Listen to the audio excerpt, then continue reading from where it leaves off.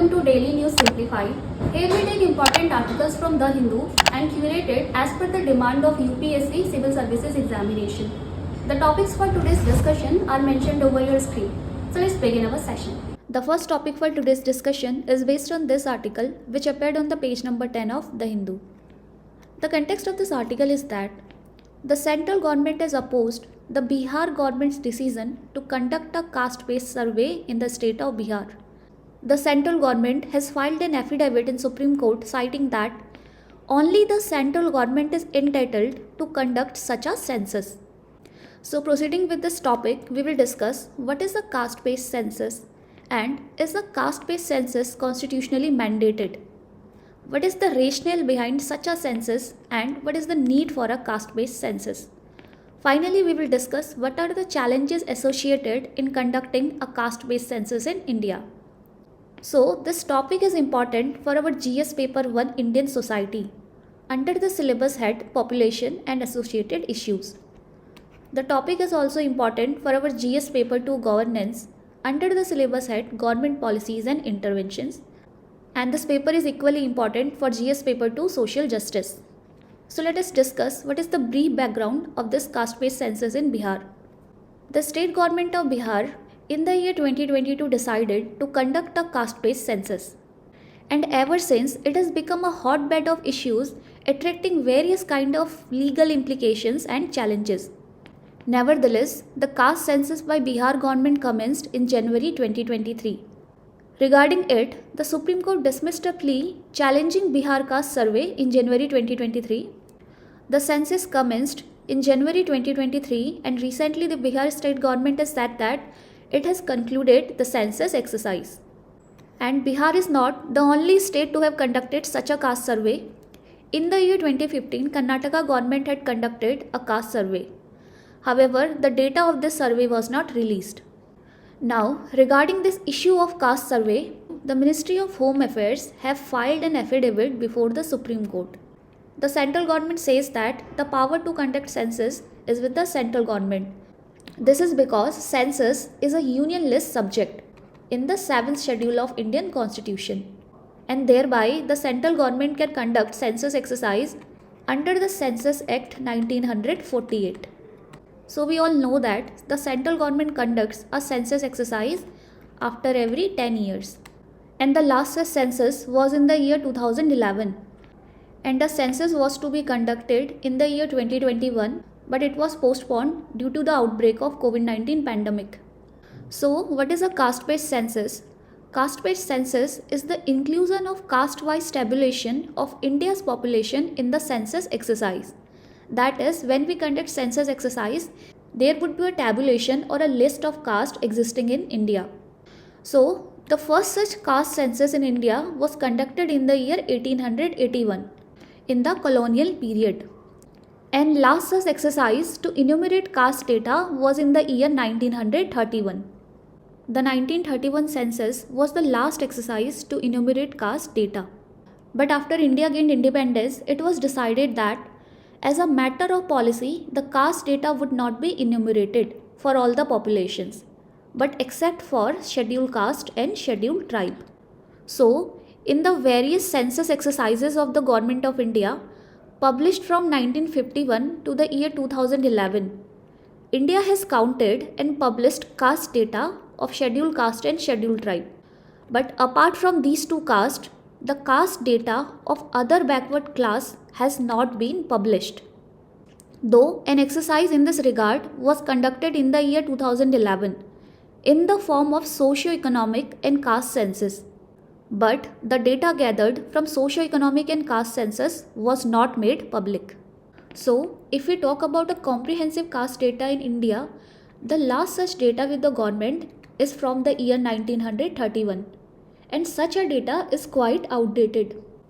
Hence, there is a demand from other backward classes to conduct a comprehensive caste-based census. And to meet this demand, various states have started conducting their own caste-based census. Now, a question arises, is caste-based census constitutionally mandated? The answer to this question is Article 340 of Indian Constitution. This article is related to the appointment of a commission to investigate the conditions of backward classes. So as per this article, the President of India is authorized to appoint a commission to investigate the conditions of socially and educationally backward classes within the territory of India. So such a commission can make recommendations to the union or state government to remove such difficulties and improve the conditions of these socially and educationally backward classes.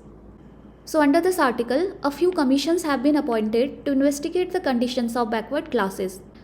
A recent such commission is Justice G. Rohini Commission, which was constituted in the year 2017.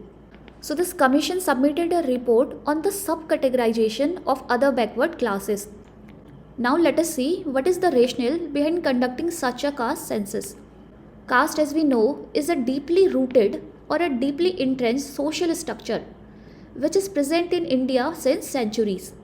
So in the independent India, the rationale of not conducting a caste census was a wishful thinking that caste would wither away gradually.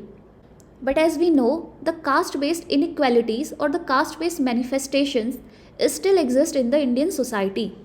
And to understand their implications on the marginalized sections, we need to understand the accurate data which will reflect the current state of various caste groups in India. And such an accurate data is also necessary to make targeted policies or affirmative actions to abolish caste, caste-based discrimination, caste-based distribution of wealth, and socio-cultural inequalities. Now let's dwell more deeper to look into the need for a caste-based census. The first such need is demographic changes. As we already saw that the data existing with the government regarding the comprehensive caste data is from the year 1931. So as per the 1931 census, it was estimated that the population of other backward classes in India was about 52%. And the present reservation benefits to the other backward classes or other welfare schemes to them have been designed based on this data. Now with the demographic changes, since 90 years of this data demand that there should be an updated caste-based data. So presently, the existing reservation limits to the other backward classes is 27%. And presently, based on this data, the reservation limit is capped to 50%. Hence, this pre-independent data needs to be revised, keeping in mind the present-day demographic changes. Another such importance is to identify vulnerable communities. So as we briefly saw earlier, the Justice G. Rohini Commission in 2017 gave a data on subcategorization of other backward classes. Among all the castes which were listed in the OBC criteria, there were just a few castes which were benefited in the terms of employment or educational or any other kind of opportunities. The remaining caste in the other backward class category remained disadvantaged or backwards as compared to these few classes in the same category. This shows that within a particular category there are numerous castes which are comparatively more backward. Hence, a comprehensive caste-based data can help identify the most disadvantaged and the marginalized communities or caste groups to reveal the disparities in literacy rates, income levels, access to healthcare, or any other policy intervention. Another benefit is accurate data for policy formulation. The latest data will remove any inclusion or exclusion errors, and hence this will help in formulating evidence-based policies. Another advantage is assessment of affirmative action. So government has already taken various affirmative action initiatives for the backward classes, like reservation in educational institutions, in public employment, and hence this data will enable government to measure the effectiveness of previous policies by the government. And this will also enable government to make any readjustment in these policies. And finally, it is a constitutional imperative. As we saw earlier, Article 340 of Indian Constitution calls for a creation of a commission to evaluate the conditions of socially and educationally backward classes. However, there are certain challenges and concerns associated with conducting caste-based census. The first concern is complexity. India is a country with a population of more than 1.4 billion people. And within this huge population, there are multiple caste identities and multiple caste categories. And this brings a complexity to enumerate caste-based data. Apart from this, there are several communities which may be unwilling to disclose their caste identity. This is another challenge. Another such issue is enormous cost and resources. The conduction of census exercise, or say a caste-based census, requires significant financial and human resources. Another issue is social tensions.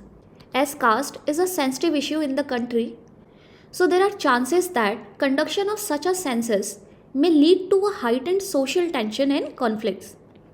Another major issue is privacy and misuse of data. The caste-based information is a sensitive data. The release of this information in public domain can raise privacy concerns. Also, there are high chances that rather than using this data to remove social inequalities, this data can be misused for nefarious purposes. For example, it can be misused in vote bank politics. And one of the most important concerns regarding conduction of caste-based census is that such a census may perpetuate caste identity. As we already saw that it was a wishful thinking of the government that certain level of caste blindness to policy making may wither away or diminish the caste hierarchies. But conduction of such a census will reinforce caste identity, and this may widen the already existing caste-based divisions. And finally, there is a political resistance regarding caste-based census. Census, which was earlier a dry and tedious task, has now been converted into an emotive issue. The census is also delayed as it is facing resistance from certain political outfits or groups. So, having seen the need for such census and challenges associated with it, what is the way forward regarding this issue? So, the possible way forward is to acknowledge the presence of caste as a deep-rooted system in Indian society. Now, if we need to acknowledge the presence of caste, India needs to take a bold decision to undertake a caste census. And to support this, we can see an example from United States. United States has undertaken such an initiative to tackle the racial issues in the country. And in the similar manner, the government can create a national data bank which has accurate data regarding caste and subcategorization of caste. And this is also necessary to update the existing 1931 data with the government. Having said this, we also need to understand that caste is a dominant, but it is not the only criteria of backwardness in the country. So, the need of the hour is to formulate effective policies which are aimed to improve the human development indicators of the country irrespective of any caste. That is, the government should work on improving the HDI indicators, like the government should focus on health outcomes, like reducing the infant mortality rate, the maternal mortality rate, by expanding the ambit of insurance policies. In the same way, we also need to improve the education outcomes, and this can be done by improving the gross enrollment rate, by improving the mean year of schooling, by reducing the digital divide, by reducing the gender divide in education, also by providing vocational and skill-based education to the population of India. And also, the government need to expand the ambit of social security benefits to the population of India and to improve the standards of living of the population. And there is a practice question for you which you can attempt. The question says that, discuss the need for conducting a caste-based census in India. Examine the concerns associated with conducting such a census. The next topic for today's discussion is based on this news article which appeared on the page number 1 of the Hindu. The news article says that Indian Space Research Organization ISRO is all set to launch ADITYA L1, which is India's first space-based observatory to study the sun. ADITYA L1 is scheduled to be launched on September 2nd, 2023. Now this topic is important for our GS Paper 3 Science and Technology under the syllabus head Awareness in the Field of Space. So in the term ADITYA L1, Aditya refers to the sun, and L1 is the first Lagrangian point. We will discuss about Lagrangian points shortly. So ADITYA L1 is the India's first space-based observatory or India's first space-based mission to study the Sun. The spacecraft will be launched by the XL variant of PSLV, which is Polar Satellite Launch Vehicle, in the low Earth orbit. And from there, it will take around 125 days to reach to its final destination, which is Lagrange point 1 of the Sun-Earth system. So what are Lagrange point? Lagrangian point are the spatial locations in space which are the points of equilibrium. Now, in the Sun-Earth system or any two-body system in space, there are some special points which are the points of equilibrium. Like in this image, we can see 5 points. These points are L1, Lagrangian point 1, Lagrangian point 2, L3, L4 and L5. Now, we all are familiar with gravitational field. Like Sun has its own gravitational field and Earth has its own gravitational field. So let's consider there is a satellite X in a two-body system of Sun and Earth. Now this satellite, which is located at the position X, is influenced by the gravitational field of Sun. The Sun is pulling it towards it and it is also influenced by the gravitational field of Earth. Now because of this gravitational pull, the satellite is bound to move either towards the Sun or towards the Earth if the gravitational force of Sun is more than the gravitational force of Earth. Then this satellite will be pulled towards the Sun, right? It will not remain in this stable orbit around the Sun. And as a result, this satellite will dislocate from its position. But this condition is not desirable for our observations. So in space, there are some special points like L1, L2, L3, L4 and L5, which are the points of equilibrium. At these points, the gravitational forces of the two large bodies are equal to the centrifugal force experienced by this small body. So these points can be considered as the parking spots of satellites. Now in the Earth-Sun system, there are 5 such points, and out of these 5 points, L1, L2 and L3 are unstable Lagrangian points and L4 and L5 are stable Lagrangian points. This means that any body or satellite which is capped at L1, L2 and L3 may break out from the orbit and drift out to the space if it is nudged or dislocated from its position. But for the satellites which are placed at L4 and L5, there is an effective restoring force which will bring the satellite back to the stable point. So if we talk about ADITYA L1, ADITYA L1 is going to be placed at L1 point. One major advantage of L1 point is that since this point is situated between Sun and Earth, any satellite placed at L1 gets an uninterrupted view of the Sun, and also the satellite can view Sun without the fear of any solar eclipse. So let's come back to ADITYA L1. It is a spacecraft to observe Sun, and for this purpose the spacecraft has 7 payloads, and with the help of these payloads it will observe the atmosphere of the Sun, which is photosphere, chromosphere and corona. The objectives of ADITYA L1 mission are written here. The major objectives of this mission is to study the solar upper atmosphere. So this is an image of Sun, and Sun is made of several layers. ADITYA L1 is going to study photosphere, chromosphere and corona. Photosphere is the visible surface of the Sun. Chromosphere is the layer of Sun which is in between photosphere and corona. And what is corona? This is the outermost atmospheric layer of the Sun, or this is the outermost hot shell of the Sun. The spacecraft will study the physics of solar corona and its heating mechanism. In the core of the Sun, nuclear fusion takes place which generates enormous energy and heat. But there is a stark difference between the temperature of photosphere and that of corona. Photosphere is nearer to the heat source, but despite this, the temperature of photosphere is 5500 degrees Celsius. But corona, which is farthest from the heat source, the temperature of corona is around 1 to 3 million degrees Celsius. So this enormous difference between the temperature of photosphere and that of corona is known as coronal heating problem. And it is one of the objectives of ADITYA L1 to understand the physics of solar corona and its heating mechanism. Along with it, it will study The formation of coronal mass ejections and solar flares. Coronal mass ejections and solar flares are both the types of explosions that occur in the sun.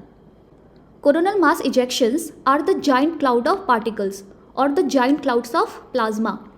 Plasma consists of electrons, protons and other ions.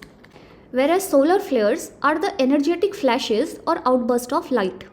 And these solar flares can travel into the space with much velocity as compared to coronal mass ejections. UPSC has previously asked various questions regarding our understanding of space. For example, in the year 2017, this was the question asked regarding the purpose of ELEARN project. And in the year 2022, we found this question regarding solar flares. And what are the possible effects when solar flares reaches Earth?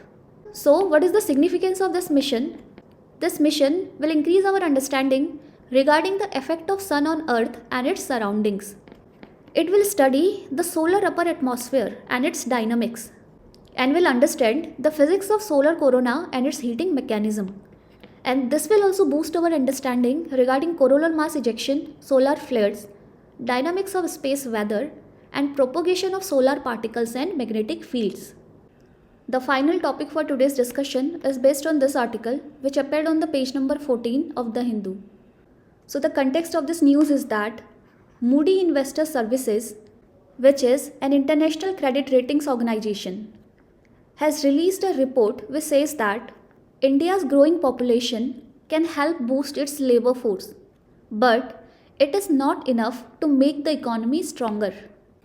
The ratings body said that apart from demographic dividend, strong education and quality infrastructure are also the key to reaping the benefits of a larger population. So Moody has compared India's education with Pakistan and Bangladesh, noting that there is a need for quality education and provide better infrastructure facilities for economic benefits. The ratings body also said that there is a considerable gap in the quality of education between India and its peers like China. It also adds that gender disparity in educational achievement is significantly pronounced in India. So in this topic, we will discuss the relation between population growth and economic growth. We will also discuss the factors responsible for India's population growth, the challenges which are caused by growing population, and the way ahead to harness the benefits of population growth. So this topic is important for our GS paper 1 Indian Society under the syllabus head Population and Associated Issues. The topic is also important for our GS paper 2 Social Justice under the syllabus head Issues relating to the development and management of social sector or services relating to health, education and human resources. So in the similar context, UPSC had previously asked questions in the year 2015 which was regarding the relationship of population and poverty. And another question in 2016 was regarding the demographic dividend in India. So let's start the discussion for our general understanding. The relationship between population growth and economic growth is complex and it is multifaceted. So this relationship between population growth and economic growth can vary depending on a specific context, like the stages of development of a country or the various socio-economic factors in that country. When a country or a region is in the early stage of development, then a larger population means a larger labor force. And this can lead to an increased production, increased consumption and increased innovation. So this phenomena is often referred to as demographic dividend.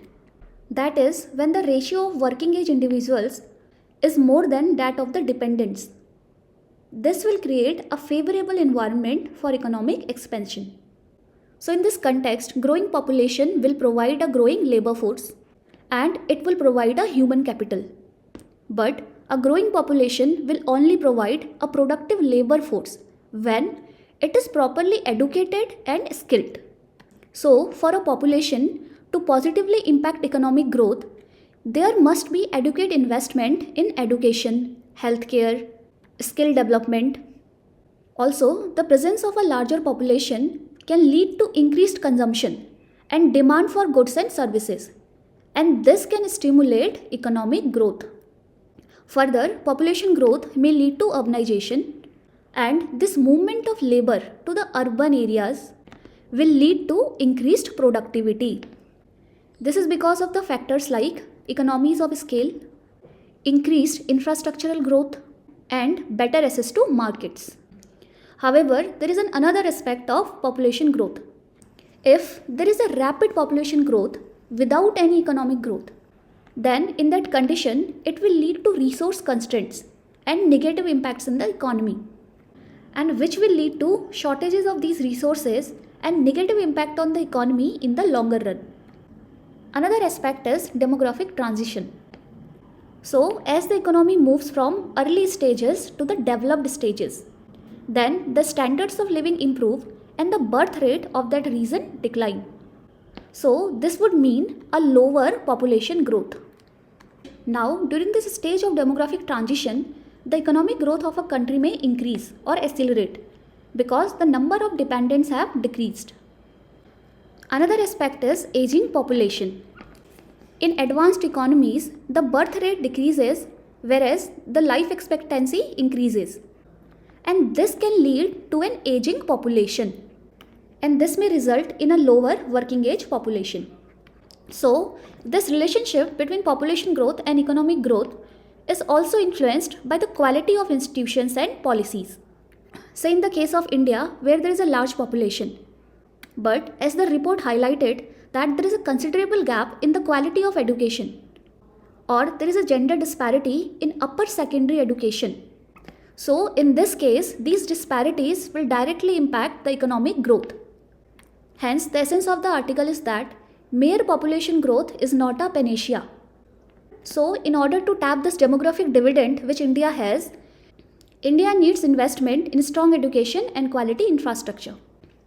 So let us quickly see what are the factors responsible for India's population growth. The important factors are falling mortality rate. The infant mortality rate in India for the period 2019-21 was 35.3, and this has declined from 40 in 2015-2016. Another reason is increasing life expectancy at birth. So this is due to the improved health outcomes in India. The life expectancy at birth in the year 2015-2019 was around 70 years, and which has drastically increased from 31, which was in the year 1947. Another reason for India's population growth is lack of women empowerment. Due to lack of female education, due to prevalence of child marriages and early marriages of women, there are chances of unintended pregnancies. And this lack of female education also translates to poor family planning and lower awareness or access to the use of contraceptives. Another important reason is the prevalence of son meta preference in India. Now let us see what are the challenges caused by the growing population. The first and foremost challenge is pressure on resources. So because of a huge population, there is an enormous pressure on limited resources. These resources can be food, water, land, and infrastructure among others. And because of which growing population in the absence of economic growth can lead to food insecurity. It can lead to the poor use or over extraction of water resources or land resources. So this can also lead to unplanned urbanization, increased pressure on existing infrastructure resources like transport services. The other manifestations could be degradation of environment, deforestation, pollution, and finally there can be conflicts over the use of limited resources. Another challenge is pressure on economy. So in the absence of economic growth, the growing population becomes unproductive. As in the absence of economic growth, there are no jobs or employment opportunities. So it can lead to stagnation of any economy. Another challenge is poverty and poor socio-economic outcomes. Huge population and lack of economic growth will result in poverty, and because of poverty, the spending capacity of the people in the social sector services like education, health, and insurance decreases, and because of which there are poor socio-economic outcomes. The education rate or the literacy rate of a country deteriorates. There is a lack of quality education. The health outcomes are inferior. and because of which there is a huge social security burden on the government. Now let us see what is the situation of India. Since 2005-2006, India has entered into the demographic dividend window, and owing to the relatively young population of India with the median age of 28.4 years is expected to remain till the year 2055-56. As per the 2018-2019 data of the economic survey, India is expected to peak demographic dividend around year 2041, and this ratio would be around 59%. So this indicates a larger number of working age population as compared to the dependents. Also, let's see the trends of India's population growth. As per the 5th edition of the National Health Family Survey, the total fertility rate of India has fallen below the replacement rate. And this data was released for the period 2019-21. Presently, the total fertility rate of India is around 2.0. Now, in this context, what is the way forward? The first and foremost thing is by providing skill-based education. In order to harness the demographic dividend, there is the need to provide quality education. There is a need to provide vocational education, skill-based education on the industrial lines. Also, there is a need to close gender inequality in assessing education, and there is also a need to close digital divide. Apart from education, there is also a need to promote the culture of innovation in the country. For it, more focus should be given to the startups by creating sandbox type environments for the startups. Another need is to improve the infrastructure development. So in order to prevent the issues related to the haphazard infrastructure growth and to release the pressure from the limited infrastructure, and for sustainable development, there is a need for sustainable infrastructural growth. That is, taking together the vulnerable sections or the marginalized sections of society and creating equitable access for them to access health, education or other social infrastructure. Another solution is by supporting reproductive justice. That is, by promoting awareness on reproductive health, by increasing the access to family planning and contraceptives, and by expanding the health infrastructure. Also, there is a need to facilitate migration to bridge the demand and gap supply of the workforce. Further, there is a need for investment in green technology and social innovations. And finally, for the aging population of the country, there is a need for a better geriatric care, affordable health insurance facilitation, and social security benefits and pension facilities for the people who are above the age of 65. So this brings an end to today's session. Stay connected for more updates. Thank you.